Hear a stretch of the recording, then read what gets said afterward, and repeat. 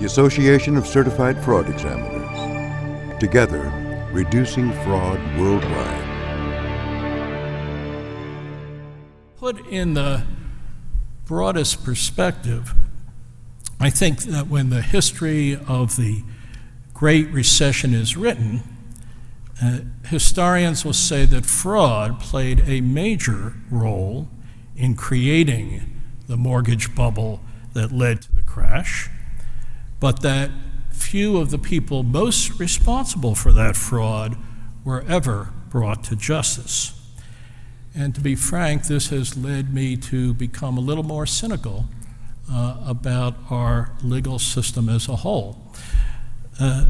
Like many other people who grew up in the 1950s and the 1960s, I was attracted to the law in part because of the marvelous role that the Warren Court played in advancing justice.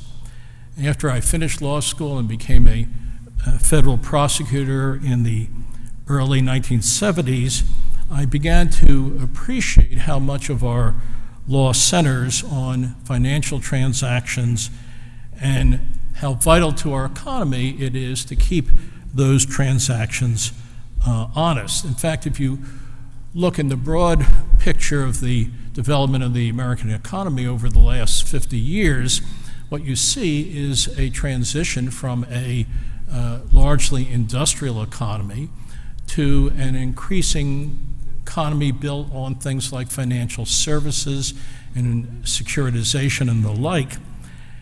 And it's a great asset as long as the world believes that our markets are honest and transparent. And thus, keeping those markets honest and transparent is totally vital to the development of the American economy.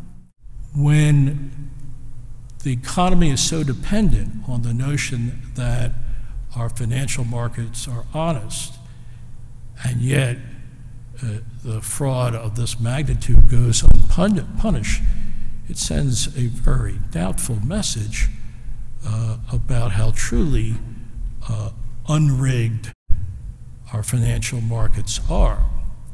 And when people, everyday folks, see that no one is being prosecuted for such frauds, it is bound to encourage a cynicism on their part, a cynicism that regretfully I have come to share. The one bright spot in this otherwise dismal conclusion is that beginning at least since Sarbanes-Oxley, private enforcement has increased.